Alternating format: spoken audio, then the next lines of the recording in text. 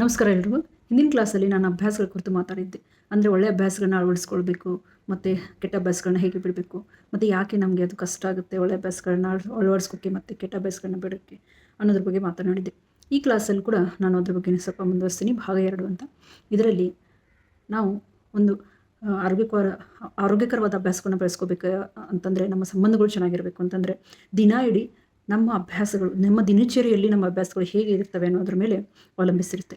ಈಗ ನಾವು ಆರೋಗ್ಯವಾಗಿರಬೇಕು ಅಂತಂದರೆ ಈಗ ನಮ್ಮ ಆರೋಗ್ಯ ಚೆನ್ನಾಗಿರಬೇಕು ಅಂದ್ಕೊಳ್ಳಿ. ಹಾಗಾದರೆ ನಾವು ದಿನ ಇಡೀ ನಮ್ಮ ಅಭ್ಯಾಸಗಳು ಹೇಗಿರ್ತವೆ ಅನ್ನೋದ್ರ ಮೇಲೆ ಅವಲಂಬಿಸಿರುತ್ತೆ. ಮತ್ತು ಬೆಳಿಗ್ಗೆ ಎದ್ದ ತಕ್ಷಣ ಯಾವ ಒಂದು ಮೊದಲಿನ ಪದಾರ್ಥವನ್ನು ನಮ್ಮ ದೇಹದಲ್ಲಿ ಹಾಕ್ತೀವಿ ನಾವು ಅನ್ನೋದು ಕೂಡ ಇಂಪಾರ್ಟೆಂಟ್ ಆಗಿರುತ್ತೆ. ಯಾಕಂದರೆ ಎದ್ದ ತಕ್ಷಣ ಈಗ ನಾವು ಟೀ ಕಾಫಿ ತೊಗೊತೀವಿ ಅಂದ್ಕೊಳ್ಳಿ. ರಾತ್ರಿ ಇಡೀ ನಾವು ಮಲಗಿದಾಗ ಎದ್ದ ತಕ್ಷಣ ನಮ್ಮ ಬಾಡಿ ಆ್ಯಸಿಡಿಕ್ ಆಗಿರುತ್ತೆ. ಮೇಲೆ ಮತ್ತೆ ನಾವು ಆ್ಯಸಿಡಿಕ್ ಫುಡ್ಗಳಾದಂಥ ಟೀ ಕಾಫಿನ ಹಾಕಿದರೆ ನಮ್ಮ ಬಾಡಿ ಇನ್ನೂ ಆ್ಯಸಿಡಿಕ್ ಆಗುತ್ತೆ. ಅದ್ರ ಬದಲಾಗಿ ನಾವು ಬೆಳಗ್ಗೆ ಎದ್ದ ತಕ್ಷಣ ಪ್ಲೇನ್ ವಾಟ್ರ್ ಆಗಲಿ, ನಿಂಬೆಹಣ್ಣಿನ ನೀರಾಗಲಿ, ಪ್ಲೇನ್ ವಾಟ್ರ್ ಅಂದರೆ ಬೆಚ್ಚಗಿರೋ ನೀರು ತೊಗೋಬೋದು, ಮತ್ತು ಲೆಮನ್ ವಾಟ್ರ್ ತೊಗೋಬೋದು, ಮೊರಿಂಗಾ ಪೌಡ್ರ್ ಹಾಕಿಬಿಟ್ಟು ನೀರಲ್ಲಿ ತೊಗೋಬೋದು, ಅಥವಾ ವೀಟ್ ಗ್ರಾಸ್ ಜ್ಯೂಸ್ ತೊಗೋಬೋದು, ಜೀರಾ ವಾಟ್ರ್ ತೊಗೋಬೋದು, ಇಲ್ಲಾಂದರೆ ಮೆಂತೆನ ನೆನೆಸ್ಬಿಟ್ಟು ಆ ನೀರನ್ನು ಕುಡಿಬೋದು. ಈ ಥರ ಕುಡಿಬೇಕು. ನಂತರ ಒಂದು ವಾಲ್ನಟ್, ಒಂದು 5-6 ವಾಲ್ನಟ್ಟು, 2 ವಾಲ್ನಟ್ಟು, 5-6 ಬಾದಾಮಿಗಳನ್ನ ರಾತ್ರಿ ನೆನೆಸಿಟ್ಟು ತೊಗೋಬೇಕು. ನಂತರ ಯಾವುದಾದ್ರೂ ಒಂದು ಹಣ್ಣನ್ನು ತಿಂದುಬಿಟ್ಟು ತಿಂಡಿ ಆದಮೇಲೆ ಬೇಕಂದರೆ ನಾವು ಟೀ ಕಾಫಿಗಳನ್ನ ತೆಗೆದುಕೊಳ್ಬೋದು. ಈಗ ಟೀ ಕಾಫಿ ಅಂತ ಬಂದಾಗ ಈ ಟೀ ಬಿಡಬೇಕು ಅಂತಂದರೆ ನಿಮಗೆ ಮೊದಲೇ ಬಿಡೋಕ್ಕಾಗಿಲ್ಲ ಅಂತಂದರೆ ನೀವು ಅದನ್ನು ಪಕ್ಕಕ್ಕಿಡಿ. ಯಾವುದೇ ಒಂದು ನಿಮಗೆ ಅಭ್ಯಾಸಗಳನ್ನ ಬಿಡಬೇಕು ಅಂತಂದರೆ ಪಕ್ಕಕ್ಕಿಡಿ. ಒಳ್ಳೆಯ ಅಭ್ಯಾಸಗಳನ್ನ ಬೆಳೆಸ್ತಾ ಹೋದಾಗ ಈಗ ಬೇಡವಾದ ಅಭ್ಯಾಸಗಳು ತಾನೇ ದೂರ ಆಗ್ತಾ ಹೋಗ್ತವೆ. ಇದಕ್ಕೆ ತಕ್ಕಂತೆ ನಾನು ನಿಮಗೆ ಲಾಸ್ಟ್ ಟೈಮ್ ಒಂದು ಉದಾಹರಣೆ ಹೇಳಿದೆ. ಒಂದು ಭೂಮಿ ಇರುತ್ತೆ, ರೈತರ ಭೂಮಿ ಇರುತ್ತೆ. ಅಲ್ಲಿ ದಿನಾ ಜನಗಳು ಓಡಾಡ್ತಾ ಅಲ್ಲೊಂದು ಪಾತ್ವೆ ರೆಡಿಯಾಗಿ ಅಲ್ಲೊಂದು ದಾರಿ ಕ್ರಿಯೇಟ್ ಆಗಿರುತ್ತೆ. ಅಂದರೆ ನಡೀತಾ ಕಾಲ್ನಡಿಗೆಯಿಂದ ಕಲ್ಲು ಮುಳ್ಳು ಆ ಕಡೆ ಸರಿದೋಗಿರುತ್ತೆ. ಆಮೇಲೆ ಅಲ್ಲಿ ಒಂದು ದಾರಿ ಆಗುತ್ತೆ. ಎಲ್ಲರೂ ಬಂದವರೆಲ್ಲ ಅದೇ ದಾರಿಯಿಂದ ಹೋಗ್ತಾ ಇರ್ತಾರೆ. ಸೊ ನಮ್ಮ ಬ್ರೈನಲ್ಲಿ ಕೂಡ ಅದೇ ಥರ ಒಂದು ನ್ಯೂರಲ್ ಪಾತ್ವೆ ರೆಡಿಯಾಗಿರುತ್ತೆ. ಸೊ ನಾವು ಕೆಟ್ಟ ಅಭ್ಯಾಸಗಳನ್ನ ಯಾಕೆ ಕಷ್ಟಪಡ್ತೀವಿ ಬಿಡೋಕ್ಕೆ ಅಂತಂದರೆ, ಈಗ ನಾವು ಆ ದಾರಿನ ಬಿಟ್ಟು ನಾವು ಬೇರೆ ದಾರಿಯಿಂದ ಹೋದರೆ ಅಲ್ಲಿ ಕಲ್ಲು ಮುಳ್ಳುಗಳಿರ್ತವೆ, ನಾವು ಸಿಕ್ಕಾಕೋಬೋದು, ನಮ್ಮ ಸ್ಪೀಡ್ ಕಮ್ಮಿ ಆಗ್ಬೋದು, ಅಥವಾ ನಾವು ಅಲ್ಲಿ ಬೀಳ್ಬೋದು, ಗಾಯ ಮಾಡ್ಕೋಬೋದು. ಇವಾಗಲೇ ದಾರಿ ಇರೋ ಕಡೆಯಿಂದ ಹೋಗ್ತಾ ಇದ್ದರೆ ನಮ್ಗೆ ಈಸಿಯಾಗಿ ನಾವು ಹೋಗಿ ತಲುಪ್ಬೋದು. ಅದೇ ರೀತಿ ನಾವು ಕೆಟ್ಟ ಅಭ್ಯಾಸಗಳನ್ನ ಯಾಕೆ ಬಿಡೋಕ್ಕಾಗಲ್ಲ ಅಂತಂದರೆ, ನಮ್ಮ ಹಳೆಯ ಪ್ರಿಮಿಟಿವ್ ಮೈಂಡ್ ಏನಿದೆ ಅಲ್ಲ, ಪ್ರಾಚೀನ ಕಾಲದ ಮೆದುಳು, ಅದು ಹೊಸದನ್ನು ಬಯಸಲ್ಲ. ಅದು ಯಾವಾಗಲೂ ಆಲಸ್ಯವಾಗಿರೋಕ್ಕೆ ಇಷ್ಟಪಡುತ್ತೆ. ಮತ್ತು ಅದಕ್ಕೆ ಬೇಕಾಗಿರೋ ಒಂದು ಪಾಸಿಟಿವಿಟಿ ಸೈಕಾಲಜಿ ಏನಿದೆ ಅಲ್ಲ, ಅದು ನಮ್ಮ ಹತ್ರ ಇಲ್ಲ, ಅದ್ರ ಕೊರತೆ ಇದೆ. ಯಾಕಂದರೆ ನಮ್ಮ ಸುತ್ತಮುತ್ತ ಎಷ್ಟೊಂದು ಜವಾಬ್ದಾರಿಗಳಿದ್ದಾವೆ, ಎಷ್ಟೊಂದು ನಾವು ಓವರ್ಲೋಡ್ ಆಗಿರ್ತೀವಿ ಹೊಸ ಅಭ್ಯಾಸಗಳನ್ನ ಬೆಳೆಸ್ಕೊಳ್ಳೋಕ್ಕೆ. ಯಾಕಂದರೆ ನಮಗೆ ತುಂಬ ಮಲ್ಟಿ ಟಾಸ್ಕಿಂಗ್ ವರ್ಕ್ ಮಾಡ್ತಾ ಇರೋದ್ರಿಂದ ಒಳ್ಳೆಯ ಅಭ್ಯಾಸಗಳನ್ನ ಬೆಳೆಸೋಕ್ಕೆ ಕಷ್ಟ ಆಗುತ್ತೆ. ಸೊ ಈಗ ನಾವು ಏನು ಮಾಡ್ತಾ ಇದ್ದೀವಲ್ಲ ಅದೇ ಮಾಡ್ತಾಯಿದ್ರೆ ನಮ್ಮ ಜೀವನ ಹಾಗೆ ಇರುತ್ತೆ. ಇನ್ನೂರಿಗೆ ಏನು ಮಾಡಿಲ್ಲ ಅದನ್ನು ಮಾಡಿದರೆ ಮಾತ್ರ ನಮ್ಮ ಜೀವನ ಬದಲಾಗೋ ಚಾನ್ಸಸ್ ಇರುತ್ತೆ. ಸೊ ನಮ್ಮ ಮೈಂಡ್ ಎಷ್ಟೇ ಹಳೇದಾದರೂ ಪ್ರಿಮಿಟಿವ್ ಅದಕ್ಕೆ ಒಂದು ಒಳ್ಳೆ ಕ್ವಾಲಿಟಿ ಏನಿದೆ ಅಂತಂದರೆ, ಹೊಸ ವಿಚಾರಗಳು ಬಂದಾಗ, ಹೊಸ ಇನ್ಫಾರ್ಮೇಷನ್ ಬಂದಾಗ, ಹೊಸ ಬಿಲೀಫ್ ಸಿಸ್ಟಮ್ ಬಂದಾಗ ಅದು ತಾನೇ ಸ್ಟ್ರೆಚ್ ಆಗುತ್ತೆ, ಹೊಸ ಐಡಿಯಾಗಳನ್ನ ತೊಗೊಳುತ್ತೆ. ಮತ್ತು ಹಿಂತಿರುಗಿ ಯಾವತ್ತೂ ಆ ಹೊಸ ಹಳೆ ಅಭ್ಯಾಸಗಳಿಗೆ ಅದು ಹೋಗಲ್ಲ. ಆ ಕೆಪಾಸಿಟಿ ಇದೆ ನಮ್ಮ ಬ್ರೈನ್ಗೆ. ಅದಕ್ಕೆ ನೀವು ಅದನ್ನು ಯಾವ ರೀತಿ ಟ್ರೈನ್ ಮಾಡ್ತೀರಾ, ಎಷ್ಟು ಚೆನ್ನಾಗಿ ಟ್ರೈನ್ ಮಾಡುತ್ತೆ, ಅದು ನಿಮ್ಮ ಮಾತು ಕೇಳುತ್ತೆ. ಮತ್ತು ನಿಮಗೆ ಅದನ್ನು ಹೇಗೆ ಬೇಕಾದರೂ ಬದಲಾಯಿಸ್ಕೊಳ್ಳೋ ಒಂದು ಸಾಮರ್ಥ್ಯ ಇದೆ. ಮತ್ತು ನಿಮ್ಮ ಮೆದುಳಿನ ಡಾಕ್ಟರ್ ನೀವೇ ಆಗಿರ್ತೀರಿ. ಒಳ್ಳೆಯ ಅಭ್ಯಾಸಗಳನ್ನ ಬೆಳೆಸ್ಕೊಳ್ಳೋದು ಕಷ್ಟ ಏನಿಲ್ಲ, ಈಸಿಯಾಗಿದೆ, ಸಿಂಪಲ್ ಆಗಿದೆ. ಈಸಿ ಮೆಥಡಿಂದ ಸಿಂಪಲ್ಲಾಗಿ ಅದನ್ನು ಬಳಸ್ಕೋಬೋದು. ಅಭ್ಯಾಸಗಳು ಹೇಗೆ ಆಗ್ತವೆ ಅಂತಂದರೆ, ಒಂದು ಟ್ರಿಗ್ಗರ್ ಅಂತ ಇರುತ್ತೆ, ಅದು ಪ್ರೊಸೆಸ್ ಆಗುತ್ತೆ. ಆಮೇಲೆ ಟ್ರಿಗ್ಗರ್ ಅಂದರೆ ಪ್ರಚೋದನೆ, ಪ್ರೊಸೆಸ್ ಅಂದರೆ ಪ್ರಕ್ರಿಯೆ, ಅದಕ್ಕೊಂದು ನಮಗೆ ರಿವಾರ್ಡ್ ಸಿಗುತ್ತೆ, ಅದನ್ನು ಬಹುಮಾನ ಅಂತೀವಿ. ಈಗ ಎದ್ದೇಳೋದು ಒಂದು ಟ್ರಿಗರು. ಎದ್ದ ತಕ್ಷಣ ನಾವು ಮೊದಲನೇ ಕೆಲಸ ಏನು ಮಾಡ್ತೀವಿ, ಪ್ರೊಸೆಸ್ ಏನು ಮಾಡ್ತೀವಿ, ಹಲ್ಲು ಉಜ್ತೀವಿ. ಆಮೇಲೆ ಅದಕ್ಕೊಂದು ನಮಗೆ ರಿವಾರ್ಡ್ ಸಿಗುತ್ತೆ. ಎದ್ದೇಳೋದು ಒಂದು ಟ್ರಿಗ್ಗರು, ಮತ್ತು ಹಲ್ಲು ಉಜ್ಜೋದೊಂದು ಪ್ರೊಸೆಸ್, ಮತ್ತು ನಮಗೆ ಅದಕ್ಕೊಂದು ಬಹುಮಾನ ಸಿಗುತ್ತೆ. ಏನಂದರೆ ನಮ್ಮ ಬೈ ಕ್ಲೀನ್ ಆಗುತ್ತೆ. ಅದೇ ರೀತಿ ನಾವು ಸ್ಟ್ರೆಸ್ಸಲ್ಲಿ ಇದ್ದೀವಿ ಅಂದ್ಕೊಳ್ಳಿ. ಸ್ಟ್ರೆಸ್ಸಲ್ಲಿ ಇದ್ದಾಗ ಸ್ಟ್ರೆಸ್ ಈಸ್ ಅ ಟ್ರಿಗ್ಗರ್. ಆಮೇಲೆ ಪ್ರೊಸೆಸ್ ಏನು, ನಾವು ಏನಾದರೂ ಓವರ್ ಈಟಿಂಗ್ ಮಾಡ್ತೀವಿ, ಅದಕ್ಕೆ ನಮಗೆ ಒಂದು ಹ್ಯಾಪಿನೆಸ್ ಸಿಗುತ್ತೆ. ಈಗ friend is a trigger. Friend ಜೊತೆ ಸೇರಿದಾಗ ಅವರು ಸ್ಮೋಕಿಂಗ್ ಮಾಡ್ತಾ ಇರ್ತಾರೆ. ಸ್ಮೋಕಿಂಗ್ ಈಸ್ ಅ ಪ್ರೊಸೆಸ್, ಅದಕ್ಕೆ ಅವ್ರಿಗೊಂದು ರಿವಾರ್ಡ್ ಸಿಗುತ್ತೆ. ಏನು ಹೇಳಿ, ಒಂಥರ ಟೆಂಪ್ರರಿ ಹ್ಯಾಪಿನೆಸ್, ಪ್ಲೀಸರ್ ಅಂತ, ಈ ಥರ. ಸೊ ಈ ಅಭ್ಯಾಸಗಳು ಕೆಟ್ಟ ಅಭ್ಯಾಸಗಳಲ್ಲೂ ಇರ್ತವೆ, ಒಳ್ಳೆಯ ಅಭ್ಯಾಸಗಳಲ್ಲೂ ಇರ್ತವೆ. ಕೆಟ್ಟ ಅಭ್ಯಾಸಗಳಲ್ಲೂ ಟ್ರಿಗ್ಗರ್ ಇರುತ್ತೆ, ಪ್ರೊಸೆಸ್ ಆಗುತ್ತೆ, ಅದಕ್ಕೂ ನಮಗೊಂದು ರಿವಾರ್ಡ್ ಸಿಗುತ್ತೆ. ಸೊ ಯಾವುದೇ ನಾವು ಒಳ್ಳೆಯ ಒಂದು ಆರೋಗ್ಯವಂತ ದೇಹ ಪಡೆಯೋದಾಗಲಿ, ಅಥವಾ ನಮ್ಮ ಸಂಬಂಧಗಳನ್ನ ಸರಿಯಾಗಿ ಮಾಡ್ಕೊಳ್ಳೋದಾಗಲಿ, ಏನೇ ಆಗಿರಲಿ ನಮ್ಮ ಅಭ್ಯಾಸಗಳು ಸರಿ ಇರಬೇಕು. ಮತ್ತು ನಮಗೊಂದು ಗುರಿ ಇದ್ದಾಗಲೇ ನಾವು ನಮ್ಮ ಅಭ್ಯಾಸಗಳನ್ನ ನಾವು ಅದನ್ನು ಗುರಿ ಇಟ್ಕೊಂಡೇ ನಮ್ಮ ಅಭ್ಯಾಸಗಳು ಶುರು ಮಾಡಬೇಕಾಗುತ್ತೆ. ಈಗ ಅಭ್ಯಾಸಗಳಂತೂ ಬಂದಾಗ ನಮ್ಮಲ್ಲಿ ಕೀಲಿಕೈ ಥರ ಕೆಲಸ ಮಾಡ್ತವೆ. ಅಂದರೆ ನಾವು ಒಂದು ಪ್ರೊಸೆಸ್ ಮಾಡಿದಾಗ, ಒಂದು ಟ್ರಿಗ್ಗರ್ ಇದ್ದಾಗ ಅದೊಂದು ಪ್ರೊಸೆಸ್ ಮಾಡ್ತೀವಿ, ಅದಕ್ಕೊಂದು ರಿವಾರ್ಡ್ ಸಿಗುತ್ತೆ. ಈಗ ನನಗೆ ಒಂದು ಬುಕ್ ಓದಬೇಕು. ನಾನು ಯಾಕೆ ಬುಕ್ ಓದಬೇಕು? ನನ್ನ ಬುಕ್ ಓದೋದು ಒಂದು ಗೋಲ್ ಇದೆ ಅಂದ್ಕೊಳ್ಳಿ ನಂದು. ಸೊ ಅದಕ್ಕೆ ತಕ್ಕಂತೆ ನನ್ನ ಅಭ್ಯಾಸಗಳನ್ನ ಹೇಗೆ ಬೆಳೆಸ್ಕೋಬೇಕು? ನಾನು ಒಂದು ಬುಕ್ ಓದಬೇಕು ಅಂತಂದರೆ, ನಾನು ಈಗ ಒಂದು ಬುಕ್ ಓದಬೇಕು ಅಂತಂದರೆ ನನ್ನ ಅಭ್ಯಾಸಗಳು ಹೇಗಿರ್ಬೇಕು ಹೇಳಿ? ನಾನು ಈಗ ನಾನೊಂದು ಬುಕ್ ಓದಬೇಕು ಅಂದ್ಕೊಳ್ಳಿ. ನಾನು ಬುಕ್ ಯಾಕೆ ಓದಬೇಕು? ನಾನು ಸಕಾರಾತ್ಮಕವಾಗಿ ಇರಬೇಕು, ಒಳ್ಳೆಯ ಜ್ಞಾನವನ್ನು ಬೆಳೆಸ್ಕೋಬೇಕು, ದಿನ ಇಡೀ ಪಾಸಿಟಿವ್ ಫೀಲ್ ಮಾಡಬೇಕು. ಅದಕ್ಕೋಸ್ಕರ ನಾನು ಬುಕ್ ಓದ್ತೀವಿ. ಈಗ ನಾನು ಡಾಕ್ಟರ್ ಆಗಬೇಕು ಅಂದ್ಕೊಳ್ಳಿ. ಡಾಕ್ಟರ್ ಆಗಬೇಕಾದ್ರೆ 15 ದಿನ 16 ಗಂಟೆ ಓದಿದಾಗಲೇ ನನಗೆ ಒಂದು ಒಳ್ಳೆ ಕರಿಯರ್ ಸಿಗುತ್ತೆ. ಸೊ ಹ್ಯಾಬಿಟ್ ಏನಿರುತ್ತೆ, ಗೋಲ್ ಏನಿರುತ್ತೆ, ಅದಕ್ಕೆ ತಕ್ಕಂಥ ಹ್ಯಾಬಿಟು, ಅದಕ್ಕೊಂದು ನಮಗೆ ರಿವಾರ್ಡ್ ಸಿಗುತ್ತೆ. ಈಗ ಗೋಲ್ ಇದೆ ನಂದು ವೆಯ್ಟ್ ಲಾಸ್ ಮಾಡ್ಕೊಳ್ಳೋದು. ಸೊ ಅದು ಗೋಲ್ ಈಸ್ ವೆಯ್ಟ್ ಲಾಸ್ ಮಾಡ್ಕೊಳ್ಳೋದು. ಹ್ಯಾಬಿಟ್ ಹೇಗಿರಬೇಕು? ದಿನ ಇಡೀ ನಾನು ಎಕ್ಸಸೈಸ್ ಮಾಡ್ತಾವೆ ಇರಬೇಕು, ಆವಾಗಲೇ ನನಗೊಂದು ರಿವಾರ್ಡ್ ಸಿಗುತ್ತೆ. ಈಗ ನಾನೊಂದು ಬುಕ್ ಬರಿಬೇಕು ಅಂತ ಇದ್ದೀನಿ ಅಂದ್ಕೊಳ್ಳಿ. ನಾನು ಬುಕ್ ಬರೆಯೋದು ನಂದೊಂದು ಗೋಲು. ಸೊ ನಂದು ಹ್ಯಾಬಿಟ್ ಹೇಗಿರಬೇಕು? ದಿನ ಒಂದು 2 ಪೇಜ್ ಬರಿತಾ ಇರಬೇಕು, ಆವಾಗಲೇ ನಾನು ಫೇಮಸ್ ಆಗ್ತೀನಿ, ಅಥವಾ ನನ್ನ ಬುಕ್ ಓದ್ತಾರೆ, ಈ ಥರ. ಸೊ ಈ ಥರ ಒಂದು ಗೋಲ್ ಇರುತ್ತೆ, ಅದಕ್ಕೊಂದು ತಕ್ಕಂಥ ಹ್ಯಾಬಿಟನ್ನು ನೀವು ಅಳವಡಿಸ್ಕೋಬೇಕಾಗುತ್ತೆ. ಅದಕ್ಕೆ ತಕ್ಕಂತೆ ನಿಮಗೆ ಒಂದು ರಿವಾರ್ಡ್ ಸಿಗುತ್ತೆ. ಸೊ ಇದನ್ನು ನೀವು ಸೈಂಟಿಫಿಕಲಿ ಹೇಗೆ ಹೇಳಬೇಕು ಅಂತಂದರೆ, ಈಗ ನಾನು 40 ದಿನದಲ್ಲಿ ಒಂದು ಬುಕ್ ಬರೀಬೇಕು, 160 ಪೇಜ್ದೊಂದು ಬುಕ್ ಬರೀಬೇಕು. ದಿನ ಇಡೀ ನಾನು ನನ್ನ ಅಭ್ಯಾಸ ಹೇಗಿರ್ಬೇಕು ಹೇಳಿ? ದಿನಕ್ಕೆ ನಾನು 2 ಪೇಜ್ ಬರಬೇಕು. ವರ್ಡ್ ಪೇಜಲ್ಲಿ 2 ಪೇಜ್ ಬರೆದ್ರೆ ಅದು ಬುಕ್ ಸೈಜಲ್ಲಿ, ಅಂದರೆ ನಾವು ಓದೋ ಬುಕ್ಕಿಗಳೇನಿರ್ತಾವಲ್ಲ ಆ ಬುಕ್ ಸೈಜಲ್ಲಿ ಅವು 4 ಪೇಜ್ ಆಗುತ್ತೆ. ದಿನಕ್ಕೆ 4 ಪೇಜ್ ಅಂದರೆ 40 ದಿನದಲ್ಲಿ ಅದು 116 160 ಪೇಜ್ ಆಗುತ್ತೆ. ಸೊ ಇನ್ನೊಂದು ಎಕ್ಸಾಂಪಲ್ ಹೇಳಬೇಕು ಅಂತಂದರೆ, ನಾನು ವೆಯ್ಟ್ ಲಾಸ್ ಮಾಡ್ಕೋಬೇಕು ಅಂತ ಹೇಳಿದೆ. ನಾನು 6 ತಿಂಗಳಲ್ಲಿ 20 kg ವೆಯ್ಟ್ ಲಾಸ್ ಮಾಡ್ಕೋಬೇಕು.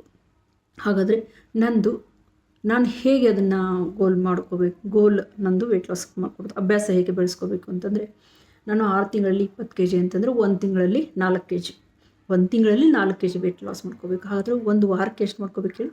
ವಾರಕ್ಕೆ 1 kg. ವಾರದಲ್ಲಿ 1 kg ತೂಕ ಇಳಿಸ್ಕೊಳ್ಳೋದು ದೊಡ್ಡ ವಿಷಯನಲ್ಲ. ಖಂಡಿತವಾಗಿ ಈಸಿಯಾಗಿ ತೂಕನ ಒಂದು ವಾರದಲ್ಲಿ 1 kg ತೂಕನ ಇಳಿಸ್ಕೋಬೋದು. ವಾರದಲ್ಲಿ 1 kg ಅಂತಂದರೆ ತಿಂಗಳಲ್ಲಿ 4 kg ಆಗುತ್ತೆ, 6 ತಿಂಗಳಲ್ಲಿ 24 kg ಆಗುತ್ತೆ. 4 kg ಎಕ್ಸ್ಟ್ರಾ ಬಂತು, ಯಾಕಂದರೆ ಒಂದಿನ ಹೋಗಿರಲ್ಲ, ಒಂದಿನ ಮಾಡಿರಲ್ಲ. ಸೊ ಈ ಥರ ನಾವು ದೊಡ್ಡ ಗೋಲು ನಾನು ಯಾವಾಗ ಅದನ್ನು 6 ತಿಂಗಳಲ್ಲಿ 20 kg ಅಂದ್ಕೊಂಡೆ, ಯಾವಾಗ ಅದನ್ನು ನನಗೆ ಗೋಲು ದೊಡ್ಡದು ಅನಿಸ್ತು, ಆದರೆ ಅದನ್ನು ನಾನು ಸಬ್ ಗೋಲ್ ಅಲ್ಲಿ ಕನ್ವರ್ಟ್ ಮಾಡಿದಾಗ ವಾರದಲ್ಲಿ 1 kg ಅಂತ ಅಂದ್ಕೊಂಡಾಗ ಅದು ನನಗೆ ಗೋಲ್ ಚಿಕ್ಕದಾಯಿತು. ಸೊ ಗೋಲ್ ಚಿಕ್ಕದಾಗಿರೋದ್ರಿಂದ ನನಗೆ ಆ ಗೋಲ್ನ ತಲುಪೋಕ್ಕೆ ಕೂಡ ಅಚೀವ್ಮೆಂಟ್ ಮಾಡೋದು ಕೂಡ ಈಸಿ ಆಗುತ್ತೆ. ಈ ದಿನ ಒಂದು ವಾರಕ್ಕೆ ನಾನು 1 kg ಲಾಸ್ ಮಾಡ್ಕೋಬೇಕು ಅಂದರೆ ದಿನ ಇಡೀ ನನ್ನ ಅಭ್ಯಾಸಗಳು ಹೇಗಿದ್ದಾವೆ, ಈ ದಿನ ಇದನ್ನು ತಿನ್ನಬೇಕು, ಈ ಥರ ಎಕ್ಸಸೈಸ್ ಮಾಡಬೇಕು ಅಂತ ನನ್ನ ದಿನ ಇಡೀ ಏನೇನು ಅಭ್ಯಾಸಗಳಿರ್ತವೆ ಅದ್ರ ಮೇಲೆ ಡಿಪೆಂಡ್ ಆಗುತ್ತೆ ನಾನು ವಾರಕ್ಕೆ 1 kg ತೂಕ ಇಳಿಸ್ಕೊಳ್ಳೋದು.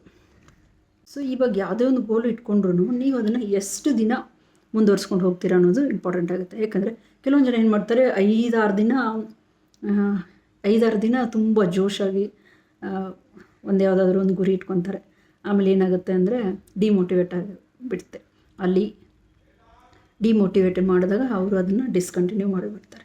ಈಗ ಉದಾಹರಣೆಗೆ ಒಂದು ಹುಡುಗಿ ಇದ್ದಾರೆ ಅಂದ್ಕೊಳ್ಳಿ, ಮದುವೆ ಫಿಕ್ಸ್ ಆಗಿದೆ. ಮದುವೆ ಫಿಕ್ಸ್ ಆಗಿರೋದ್ರಿಂದ ಅವಳು ಏನು ಮಾಡ್ತಾಳೆ ಅಂದರೆ, ಅವಳಿಗೆ ಒಂದು ವೆಯ್ಟ್ ಲಾಸ್ ಮಾಡ್ಕೊಳ್ಳೋದೆ ಒಂದು ಜಿಮ್ಗೆ ಜಾಯ್ನ್ ಆಗ್ತಾಳೆ. ಅವಳು ಜಿಮ್ ಜಾಯ್ನ್ ಆಗಿ ಫುಲ್ಲು ವೇಗರಸ್ ಎಕ್ಸಸೈಸ್ ಮಾಡಿ, ದಿನಕ್ಕೆ 2 ಗಂಟೆ ಥರ ವೇಗರಸ್ ಎಕ್ಸಸೈಸ್ ಮಾಡಿ ಒಂದು ವಾರದಲ್ಲೇ ಅವಳಿಗೆ ಮದುವೆ ಡೇಟ್ ಕೂಡ ಮರ್ತು ಹೋಗಿರುತ್ತೆ. ಸುಸ್ತಾಗಿ ಅಲ್ಲಿ ಅದನ್ನು ಬಿಟ್ಬಿಡ್ತಾಳೆ. ಸೊ ಇದೇನಾಯಿತು ಹೇಳಿ, ಇಲ್ಲಿ ಅವಳಿಗೆ ವಿಲ್ ಪವರ್ನ ಕೊರತೆ ಬಂತು. ವಿಲ್ ಪವರ್ನ ಕೊರತೆ ಬಂದಾಗ ಈ ಮೋಟಿವೇಶನ್ ಇತ್ತು ಅವಳಿಗೆ, ವೆಯ್ಟ್ ಲಾಸ್ ಮಾಡ್ಕೋಬೇಕು, ಮದುವೆ ಇದೆ ಅಂತ ಅನ್ನೋದನ್ನು ಮೋಟಿವೇಶನ್ ಇತ್ತು. ಆದರೆ ಮಾಡೋಕ್ಕೆ ಹೋದಾಗ ಏನಾಯಿತು, ಅವಳಿಗೆ ವಿಲ್ ಪವರ್ನ ಕೊರತೆ ಬಂತು. ಸೊ ಅವಳಿಗೆ ಅದಲ್ಲೇ ಡಿಮೋಟಿವೇಟ್ ಆದಳು. ಸೊ ವಿಲ್ ಪವರ್ಗೆ ಮತ್ತು ಮೋಟಿವೇಶನ್ಗೆ ಏನು ವ್ಯತ್ಯಾಸ ಅಂತಂದರೆ, ಮೋಟಿವೇಶನ್ ಯಾಕೆ ಮಾಡಬೇಕು ಅನ್ನೋದನ್ನು ಹೇಳುತ್ತೆ, ಬಟ್ ವಿಲ್ ಪವರು ನಿಮಗೆ ಮಾಡಲೇಬೇಕು ಅಂತ ಪುಷ್ ಮಾಡುತ್ತೆ. ವಿಲ್ ಪವರು, ಮೋಟಿವೇಶನು ಎಮೋಷ್ನಲಿಂದ ಕೂಡಿದೆ, ಭಾವನಾತ್ಮಕವಾಗಿದೆ. ಆದರೆ ವಿಲ್ ಪವರಲ್ಲಿ ಯಾವುದೇ ಭಾವನೆಗಳಿಲ್ಲ. ನೀನು ಮಾಡಲೇಬೇಕು ಇವತ್ತು ಅಂದರೆ ಮಾಡಲೇಬೇಕು, at any cost, any reason ನೀವು ಮಾಡಲೇಬೇಕು ಅಂತ ಹೇಳುತ್ತೆ. ವಿಲ್ ಪವರ್ ಡಿಸೈರ್, ಇಚ್ಛೆಯನ್ನು ಜಾಗೃತಗೊಳಿಸುತ್ತೆ. ಆದರೆ ಮೋಟಿವೇಶನ್ ಅಲ್ಲಿ ನೀವು ಏನೇ ಆಗಲಿ, ಎಷ್ಟೇ ಕಷ್ಟ ಬಂದರೂ ಡಿಟರ್ಮೈಡ್ ಆಗಿರ್ತೀರ. ಅಂದರೆ ಡಿಟರ್ಮೈಡ್ ಆಗಿ ಏನೇ ಬರಲಿ, ಏನೇ ಕಷ್ಟ ಬರಲಿ, ಪೇನ್ ಬರಲಿ, ಅದನ್ನ ನಾನು ಅನುಭವಿಸೋಕೆ ರೆಡಿ ಇದ್ದೀನಿ. At any cost I have to do this. ಅಂದರೆ ನೀವು ಅದನ್ನು ಮಾಡಲೇಬೇಕು ಅನ್ನೋಕ್ಕೂ ನಿಮಗೆ ಅದನ್ನ ಪುಷ್ ಮಾಡ್ತಾ ಇರುತ್ತೆ. ಇದೇ ಮೋಟಿವೇಶನ್ ಮತ್ತು ವಿಲ್ ಪವರ್ಗೆ ಇರೋ ವ್ಯತ್ಯಾಸ. ಎಲ್ಲ ಒಂದೇ ದಿನ ಮಾಡಬೇಕು ಅಂತ ಏನಿಲ್ಲ ನೋಡಿ. ಒಂದು ಬುಕ್ ಓದಬೇಕು ಅಂತಂದರೆ ನಾವು ಒಂದೇ ದಿನದಲ್ಲೇ ಬುಕ್ ಓದೋಕ್ಕಾಗುತ್ತಾ? ಇಲ್ಲ ಅಲ್ವಾ? ಸೊ ಅದಕ್ಕೆ ಏನು ಮಾಡಬೇಕು ನಾವು, ಆಮೆ ಮತ್ತು ಮೊಲದ ಕತೆ ಗೊತ್ತಲ್ಲ. ಆಮೆ ಮೊಲ ರಿಸರ್ಚ್ ಇರ್ತವೆ. ಆಮೇಲೆ ಮೊಲ ಏನು ಮಾಡುತ್ತೆ, ತುಂಬ ದೂರ ಹೋಗಿರುತ್ತೆ. ಹಿಂದೆ ತಿರುಗಿ ನೋಡಿದ್ರೆ ಆಮೆ ಇನ್ನೂ ಬರ್ತಾ ಇರುತ್ತೆ. ಸೊ ಅದು ಇಲ್ಲಿವರೆಗೆ ರೀಚ್ ಆಗೋಷ್ಟರಲ್ಲಿ ನಾನೊಂದು ನಿದ್ದೆ ಮಾಡ್ಬೋದು ಅಂತ ಅಂದ್ಕೊಂಡು ಮೊಲ ನಿದ್ದೆ ಮಾಡುತ್ತೆ. ಆವಾಗ ಈ ಆಮೆ ಏನು ಮಾಡುತ್ತೆ, ತನ್ನ ಗುರಿ ತಲುಪಿ, ಅದು ಸ್ಲೋ ಬಂದ್ರೂ ತನ್ನ ಗುರಿ ತಲುಪುತ್ತೆ. ಅಷ್ಟರಲ್ಲಿ ಮೊಲ ನಿದ್ದೆ ಮಾಡ್ತಾನೇ ಇರುತ್ತೆ. ಆಮೆ ಗುರಿ ತಲುಪಿ ರೇಸಲ್ಲಿ ಅದೇ ಗೆದ್ದುಬಿಡುತ್ತೆ. So slow and steady wins the race ಅಂತ. ಸೊ ನಾವು ಯಾವಾಗ ಗೋಲ್ಗಳನ್ನ ಚಿಕ್ಕದಾಗಿ ಮಾಡ್ಕೊತೀವಿ, ಆವಾಗ ಸ್ಲೋ ಆದ್ರೂ ಪರವಾಗಿಲ್ಲ, ಸ್ವಲ್ಪ ನಿಧಾನವಾದರೂ ಪರವಾಗಿಲ್ಲ, ಅದರಲ್ಲಿ ನಮಗೆ ಗೆಲುವು ಸಿಗುತ್ತೆ ಅಂತ. ಇದರ ಅರ್ಥ ಏನು ಹೇಳಿ, ಸ್ವಲ್ಪನೇ ಪ್ರಯತ್ನ ಮಾಡಬೇಕು. ಅದು ಒಂದು ದೊಡ್ಡ ಗೋಲಾಗಿ ಪರಿವರ್ತನೆಗೊಂಡು ಅದರಲ್ಲಿ ನಮಗೆ ಗೆಲುವು ಸಿಗುತ್ತೆ. ಸೊ ಅದನ್ನು ನೀವು ಈ ರೀತಿಯಾಗಿ ಗೋಲ್ನ ಇಟ್ಕೋಬೇಕು. ಒಮ್ಮೆಲೆ ಜಿಗಿಯಕ್ಕೆ ಹೋಗಬಾರ್ದು, ಸ್ವಲ್ಪ ಪ್ರಯತ್ನ ಮಾಡಬೇಕು.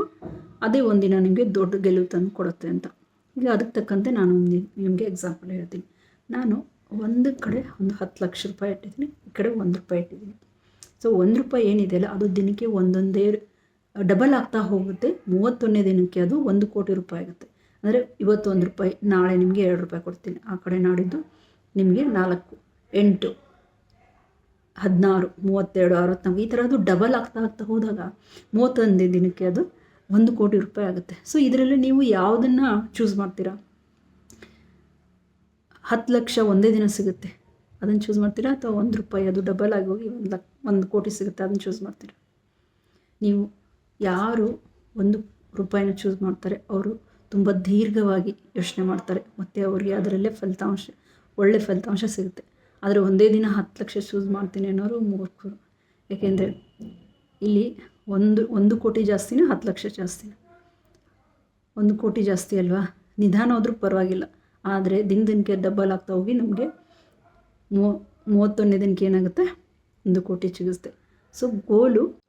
ಸೊ ಯಾರು ದೀರ್ಘವಾಗಿ ಯೋಚನೆ ಮಾಡ್ತಾರೆ ಅವರು ₹1 ಚೂಸ್ ಮಾಡ್ತಾರೆ. ಇದನ್ನು ನಾವು ಕಂಪೌಂಡಿಂಗ್ ಇಂಟ್ರೆಸ್ಟ್ ಅಂತ ಹೇಳ್ತೀವಿ. ದ ಗ್ರೇಟ್ ಆಲ್ಬರ್ಟ್ ಐನ್ಸ್ಟೀನ್ ಅವರು ಹೇಳಿದ್ದಾರೆ, compounding interest is the 8th wonder of the world. He who understands it earns it, he who doesn't pays it ಅಂತ ಹೇಳಿದ್ದಾರೆ. ನಾನು ನಿಮಗೆ ಇನ್ನೊಂದು ಉದಾಹರಣೆ ಹೇಳ್ತೀನಿ. ಈಗ ಒಂದು ಹುಡುಗಿದ ಕತೆ ಹೇಳಿದೆ ನಿಮಗೆ. 2 ಅವರ್ಸು ಎಕ್ಸಸೈಸ್ ಮಾಡಿ ಒಂದು ವಾರದಲ್ಲೇ ಡಿಮೋಟಿವೇಟೆಡ್ ಆಗಿ ಬೀಳೋದು ಉತ್ತಮನ, ಅಥವಾ ದಿನಕ್ಕೆ 2 ಪುಷಪ್ಸ್ ಮಾಡ್ತಾ ಹೋಗಿ, ದಿನಕ್ಕೆ 10 ಪುಷಪ್ಸ್ ಮಾಡ್ತಾ ಹೋಗಿ, ಆಮೇಲೆ ದಿನಕ್ಕೆ 1 ಈಗ ಜಾಸ್ತಿ ಮಾಡ್ತಾ ಹೋದರೆ 6 ತಿಂಗಳಲ್ಲಿ ನೀವು ನಿಮ್ಮ ಒಂದು ಗೋಲ್ನ ರೀಚ್ ಮಾಡೋಕ್ಕೆ ಈಸಿಯಾಗಿರುತ್ತೆ. ಸೊ ದಿನಕ್ಕೆ 2 ಪುಷಪ್ಸ್ ಮಾಡೋಕ್ಕೆ ದಿನಕ್ಕೆ ನಿಮಗೆ 10 ಪುಷಪ್ಸ್ ಮಾಡೋಕ್ಕೆ 10ರಿಂದ 12 ಸೆಕೆಂಡ್, 15 ಸೆಕೆಂಡ್ 20 ಸೆಕೆಂಡ್ ಅನ್ಕೊಳ್ಳಿ. ಇಲ್ಲಿ 2 ಅವರ್ಸ್ ವರ್ಕೌಟ್ ಮಾಡಿ ಒಂದೇ ವಾರದಲ್ಲಿ ಡಿಮೋಟಿವೇಟೆಡ್ ಆಗಿ ಮಾಡೋದನ್ನೇ ಬಿಟ್ಬಿಡೋದಕ್ಕಿಂತ 10ರಿಂದ 15 ಸೆಕೆಂಡಲ್ಲಿ 10 ಪುಷಪ್ಸ್ ಮಾಡೋದು ಉತ್ತಮ ಅಲ್ವಾ? ಅದನ್ನು ಒಂದೊಂದಾಗಿ ಜಾಸ್ತಿ ಮಾಡ್ತಾ ಹೋದಾಗ ಏನಾಗುತ್ತೆ ಅಂದರೆ ನಿಮಗೆ ಸ್ಲೋ ಆದರೂ ಪರವಾಗಿಲ್ಲ, ನಿಮ್ಮ ಗೋಲ್ನ ರೀಚ್ ಮಾಡೋಕ್ಕೆ ಖಂಡಿತ ನಿಮಗೆ ಸಾಧ್ಯ ಇದೆ ಅಂತ. ಡಾರೆನ್ ಹಾರ್ಡಿ ಅನ್ನೋರೊಬ್ರು ಹೇಳಿದ್ದಾರೆ, success is earned by moment to moment decisions that themselves make no visible difference ಅಂತ. ಅಂದರೆ ಯಾವಾಗ ನೀವು ಚಿಕ್ಕದಾಗಿ ಗೋಲ್ ಇಟ್ಕೊಂಡು ಮಾಡ್ತೀರ, ಆವಾಗ ನಿಮಗೆ ಖಂಡಿತ ಅದರಲ್ಲಿ ಗೆಲುವು ಸಿಗುತ್ತೆ ಅಂತ. ಅಂದರೆ 2 ಅವರ್ಸ್ ವರ್ಕೌಟ್ ಮಾಡಿದ್ರೇ ದೊಡ್ಡ ರಿಸಲ್ಟ್ ಸಿಗುತ್ತೆ ಅಂತ ಅಂದ್ಕೊಳ್ಳೋರು ತಪ್ಪು. ಸಣ್ಣ ಸಣ್ಣ ಗೋಲಲ್ಲೇ ನಿಮಗೆ ಒಂದು ಒಳ್ಳೆ ಗೆಲುವು ಸಿಗುತ್ತೆ. ನಿಮ್ಮ ಒಂದು ಗುರಿನ ರೀಚ್ ಮಾಡೋಕ್ಕೆ ಈಸಿಯಾಗಿರುತ್ತೆ. ಡ್ಯಾರೆನ್ ಹಾರ್ಡಿ ಅವ್ರ ಪ್ರಕಾರ ಸಣ್ಣ ಸಣ್ಣ ಗೆಲುವು ಕಣ್ಣಿಗೆ ಅಷ್ಟೊಂದು ವಿಸಿಬಲಾಗಿ ಕಾಣಿಸದೇ ಇದ್ದರೂ ಅವು ನಿಧಾನವಾಗಿ ನಿಮಗೆ ಗೆಲುವನ್ನು ತಂದು ಕೊಡ್ತವೆ. ಮತ್ತು ಸ್ಮಾಲ್ ಹ್ಯಾಬಿಟ್ಸನ್ನು ಅಂದರೆ ಚಿಕ್ಕ ಚಿಕ್ಕ ಅಭ್ಯಾಸಗಳನ್ನು ನೀವು ಬೆಳೆಸ್ಕೊಂಡ್ರೆ ಅದಕ್ಕೆ ತುಂಬ ವಿಲ್ ಪವರ್ ಬೇಕಾಗಿಲ್ಲ. 10 ನಿಮಿಷ ವಾಕ್ ಮಾಡೋಕ್ಕೆ ನಿಮಗೆ ವಿಲ್ ಪವರ್ ಬೇಕಾಗಿಲ್ಲ. ದಿನಕ್ಕೆ 2 ಪೇಜ್ ಬರೆಯೋಕ್ಕೂ ಕೂಡ ನಿಮ್ಗೆ ವಿಲ್ ಪವರ್ ಬೇಕಿಲ್ಲ. ಮತ್ತು ದಿನಕ್ಕೆ 10ರಿಂದ 12 ಪುಷಪ್ಸ್ ಅಥವಾ ಸೂರ್ಯ ನಮಸ್ಕಾರ ಅಥವಾ ಯಾವುದಾದ್ರೂ ಯೋಗ 10ರಿಂದ 15 ನಿಮಿಷ ಅದಕ್ಕೋಸ್ಕರ ಕಳೆದ್ರೆ ನಿಮಗೆ ಅದಕ್ಕೂ ಕೂಡ ವಿಲ್ ಪವರ್ ಬೇಕಿಲ್ಲ. ಅದರಲ್ಲಿ ಇನ್ನೊಂದು ಏನಂದರೆ ಪ್ರೊಕ್ರಾಸ್ಟಿನೇಷನ್ ಇರಲ್ಲ ಅದರಲ್ಲಿ. ಯಾಕಂದರೆ ಇದು ಸ್ವಲ್ಪ ಹೊತ್ತಿದೆ ಮಾಡಿಬಿಡೋಣ, 10 ನಿಮಿಷ ತಾನೇ ವಾಕ್ ಮಾಡಿಬಿಡೋಣ, 1 ದಿನಕ್ಕೆ 5 ಪೇಜ್ ತಾನೇ ಓದ್ಬಿಡೋಣ, ಮತ್ತು ದಿನಕ್ಕೆ 10-15 ಪುಷಪ್ಸ್ ಅಲ್ವಾ ಮಾಡಿಬಿಡೋಣ ಅಂತ ನೀವು ಅದನ್ನು ಡಿಲೇ ಮಾಡಲ್ಲ, ಪ್ರೊಕ್ರಾಸ್ಟಿನೇಷನ್ ಕೂಡ ಮಾಡಲ್ಲ. ಮತ್ತು ಸಣ್ಣ ಸಣ್ಣ ಹ್ಯಾಬಿಟ್ಗಳಿಂದ ಇನ್ನೊಂದು ಪ್ರಯೋಜನ ಏನಂದರೆ ಅದರಲ್ಲಿ ನಮಗೆ ದಿನ ಗೆಲುವು ಕಾಣಿಸುತ್ತೆ. ದಿನ ಗೆಲುವು ಕಾಣಿಸಿದಾಗ ನಿಮಗೆ ಅದರಲ್ಲಿ ಮೋಟಿವೇಶನ್ ಕೂಡ ಸಿಗುತ್ತೆ ಮತ್ತು ವಿಲ್ ಪವರ್ ಕೂಡ ಜಾಸ್ತಿ ಬೇಕಿಲ್ಲ. ನೀವು ಅದನ್ನು ದಿನ ಗೆಲುವು ಅದರಲ್ಲಿ ಕಾಣ್ತೀರ. ಆದ್ರೂ ನಿಮ್ಮದು ಸ್ಮಾಲ್ ಹ್ಯಾಬಿಟ್ಸ್ ಆಗಿರಬೇಕು, ನ್ಯಾನೋ ಹ್ಯಾಬಿಟ್ಸ್ ಆಗಿರ್ಬೋದು. ಅಂದರೆ ನಾನು ದಿನಕ್ಕೆ 1 ಪುಷಪ್ಸ್ ಮಾಡು, 10 ಪುಷಪ್ಸ್ ಮಾಡು ಅಂತ ಹೇಳಿದೆ. ದಿನಕ್ಕೆ ನಾನು 1 ಪುಷಪ್ಸ್ ಮಾಡ್ತೀನಿ, ದಿನಕ್ಕೆ 1 ಪುಷಪ್ಸ್ ಮಾಡ್ತೀನಿ, ದಿನಕ್ಕೆ 2 ಪೇಜ್ ಬರಿ ಅಂತ ಹೇಳಿದೆ ವರ್ಡ್ ಫೈಲ್. ನೀವು 1 ಪೇಜ್ ಬರಿತೀನಿ ಅಂತಂದರೆ ಅದು ವರ್ಕೌಟ್ ಆಗೋಲ್ಲ ಮತ್ತು ನಿಮ್ಮದು ಬುಕ್ ಮುಗಿಯೋಕ್ಕೆ 15 ವರ್ಷ ಬೇಕಾಗುತ್ತೆ. ಸೊ ಮಿನಿ ಹ್ಯಾಬಿಟ್ಸ್ ಅಳವಡಿಸ್ಕೋಬೇಕು, ನ್ಯಾನೋ ಹ್ಯಾಬಿಟ್ಸ್ಗಳನ್ನೆಲ್ಲ. ಗೋಲು ಸ್ವಲ್ಪ ಚಿಕ್ಕದಾಗಿರಬೇಕು. ತುಂಬ ಅತಿ ಚಿಕ್ಕದಾಗಿರುತ್ತೆ, ಅದಕ್ಕೆ ಅರ್ಥ ಇರಲ್ಲ. ಜೊತೆಗೆ ನೀವು ನಿಮ್ಮ ಹ್ಯಾಬಿಟ್ಸ್ಗಳನ್ನ ಟ್ರ್ಯಾಕ್ ಕೂಡ ಮಾಡ್ಬೋದು. ಕೆಲವೊಂದು ಎಷ್ಟೊಂದು ಮೊಬೈಲ್ ಆ್ಯಪ್ಸ್ಗಳಿದ್ದಾವೆ ನಿಮ್ಮ ಹ್ಯಾಬಿಟ್ ಟ್ರ್ಯಾಕ್ ಮಾಡೋಕ್ಕೆ. ನಾನು ಮಂಡೇ ಇದನ್ನು ಮಾಡಿದೆ, ಟ್ಯೂಸ್ಡೇ ಇದನ್ನು ಮಾಡಿದೆ, ಈ ಥರ ಟ್ರ್ಯಾಕಿಂಗ್ ಮಾಡಿರ್ತಾ ಇದ್ದರೆ ನಿಮ್ಮ ಗೋಲ್ನ ನೀವು ಬೇಗ ರೀಚ್ ಆಗ್ತೀರಾ. ಮತ್ತು ಟ್ರ್ಯಾಕ್ ಮಾಡೋದ್ರಿಂದ ಏನಾಗುತ್ತೆ ಅಂದರೆ ನೀವು ಎಷ್ಟು ಮಾಡಿದ್ದೀರಾ, ಇನ್ನೆಷ್ಟು ಮಾಡಬೇಕು, ನಾಳೆ ಮಾಡೋಕ್ಕೆ ನಿಮಗೆ ಮೋಟಿವೇಶನ್ ಕೂಡ ಸಿಗ್ತಾ ಇರುತ್ತೆ. ಸೊ ಹ್ಯಾಬಿಟ್ಗಳನ್ನ ಟ್ರ್ಯಾಕ್ ಮಾಡ್ತಾಯಿರಿ. ಸೊ ಒಂದು ಹ್ಯಾಬಿಟ್ಗಳನ್ನ ಅಳವಡಿಸ್ಕೋಬೇಕು ಅಂತಂದರೆ ಎಷ್ಟು ದಿನ ಆಗುತ್ತೆ? ಕೆಲವೊಬ್ರು ಹೇಳ್ತಾರೆ, ಮ್ಯಾಕ್ಸ್ವೆಲ್ ಅನ್ನೋರೊಬ್ರು ಹೇಳ್ತಾರೆ, ಸೈಬರ್ನೆಟಿಕ್ಸ್ ಅನ್ನೋ ಬುಕ್ಕಲ್ಲಿ ಅವ್ರು ಹೇಳಿದ್ದಾರೆ 21 ದಿನ ಬೇಕಂತ ಒಂದು ಹ್ಯಾಬಿಟ್ಸನ್ನು ಅಳವಡಿಸ್ಕೋಕ್ಕೆ. ಆದರೆ ಯೂನಿವರ್ಸಿಟಿ ಕಾಲೇಜ್ ಆಫ್ ಲಂಡನ್ ಅಲ್ಲಿ ಹೊಸ ರಿಸರ್ಚ್ ಏನಾಗಿದೆ ಅಂದರೆ ನಮಗೆ 18ರಿಂದ 285 ದಿನಗಳು ಬೇಕಂತೆ ನಮ್ಮ ಹ್ಯಾಬಿಟ್ಸ್ಗಳನ್ನ ಬದಲಾಯಿಸ್ಕೊಳ್ಳೋಕ್ಕೆ. ಅಂದರೆ 18ನೇ ದಿನದಲ್ಲಿ ಅವು ಹ್ಯಾಬಿಟ್ಸ್ಗಳು ನಮ್ಮ ದಿನಚರಿಯಲ್ಲಿ ಬರೋಕ್ಕೆ ಶುರು ಮಾಡ್ತವೆ. 285 ದಿನಗಳಲ್ಲಿ ಅವು ನಮ್ಮ ಸ್ವಭಾವಗಳಲ್ಲಿ ಬರೋಕ್ಕೆ ಶುರು ಆಗ್ತವೆ. ಆದ್ರೂ ಅವು ನಾವು ಎಷ್ಟು ಡೆಡಿಕೇಟ್ ಆಗಿದ್ದೀವಿ, ನಾವು ಎಷ್ಟು ಇಂಟ್ರೆಸ್ಟೆಡ್ ಆಗಿದ್ದೀವಿ ಅನ್ನೋದ್ರ ಮೇಲೂ ಡಿಪೆಂಡ್ ಆಗುತ್ತೆ. ಈಗ ನೀವು ತುಂಬ ಡೆಡಿಕೇಟ್ ಆಗಿದ್ದರೆ, ಅಭ್ಯಾಸಗಳು ತುಂಬ ಚಿಕ್ಕದಾಗಿದ್ದರೆ ಅಥವಾ ಅವು ಅಷ್ಟೊಂದು ಕಷ್ಟ ಇಲ್ಲ ಅಂತಂದರೆ ನೀವು ಅದನ್ನು ಡೆವಲಪ್ ಮಾಡ್ಕೋತೀರ. ಬೇಗ ನಿಮ್ಮ ಹ್ಯಾಬಿಟ್ಸು ನಿಮ್ಮಲ್ಲಿ ಬರೋಕ್ಕೆ ಶುರು ಮಾಡ್ತೀವಿ. ತುಂಬ ಕಷ್ಟ ಇದ್ದಾವೆ ಮತ್ತು ತುಂಬ ನೋವಿನಿಂದ ಕೂಡಿರ್ತವೆ ಅಂದರೆ ಅದಕ್ಕೆ ಸ್ವಲ್ಪ ಸಮಯ ಕೂಡ ತೊಗೋಬೋದು. ಸೊ ಅದು ಕೂಡ ನೀವು ಎಷ್ಟು ಡೆಡಿಕೇಟ್ ಆಗಿದ್ದಾರೆ, ನೀವು ಎಷ್ಟು ಪಾಸಿಟಿವ್ ಆಗಿದೆ ಅದ್ರ ಮೇಲೂ ಕೂಡ ಅವಲಂಬಿತವಾಗಿದೆ. ಸೊ ಯಾವುದೇ ಹ್ಯಾಬಿಟ್ಸನ್ನು ಅಳವಡಿಸ್ಕೋಬೇಕು ಅಂದರೆ ಟ್ರ್ಯಾಕಿಂಗು ಮುಖ್ಯ ಮತ್ತು ನಿಮ್ಮ ಇಂಟ್ರೆಸ್ಟ್ ಕೂಡ ಮುಖ್ಯ. ಆದ್ರೂ ನೀವು ಇಂಟ್ರೆಸ್ಟೆಡ್ ಆಗಿದ್ದರೆ ನೀವು ಎಂಥ ಹ್ಯಾಬಿಟ್ಸ್ಗಳನ್ನ ಕೂಡ ಬದಲಾಯಿಸ್ಬೇಕು. ನಿಮ್ಮ ಫೋಕಸ್ಡ್ ಆಗಿದ್ದರೆ, ನೀವು ಇಂಟ್ರೆಸ್ಟೆಡ್ ಆಗಿದ್ದರೆ ಯಾವ ಹ್ಯಾಬಿಟ್ಗಳನ್ನ ಬದಲಾಯಿಸ್ಕೋಬೋದು ಅಂತ ಮೊದಲೇ ಹೇಳಿದ್ದೀನಿ, ಅದು ಖಂಡಿತ ಸಾಧ್ಯ ಇದೆ. ಸೊ ಇಂಟ್ರೆಸ್ಟ್ ಇದ್ದರೆ ಇನ್ನು ಮುಂದೆ ನಾನು ಈ ಮುಂದಿನ ಕ್ಲಾಸಲ್ಲಿ ಇನ್ನೂ ಬೇರೆ ಬೇರೆ ಎಕ್ಸಾಂಪಲ್ ಜೊತೆಗೆ ನಿಮ್ಮ ಹ್ಯಾಬಿಟ್ಸ್ಗಳನ್ನ ಬೆಳೆಸ್ಕೊಂಡು, ಗುಡ್ ಹ್ಯಾಬಿಟ್ಸನ್ನು ಬೆಳೆಸ್ಕೊಂಡು ಮತ್ತು ಬೇಡವಾಗಿರೋ ಹ್ಯಾಬಿಟ್ಸ್ಗಳನ್ನ ಹೇಗೆ ಮುರಿಬೇಕು ಅನ್ನೋದನ್ನು ಹೇಳ್ತೀನಿ. ತುಂಬ ಧನ್ಯವಾದ. Thank you.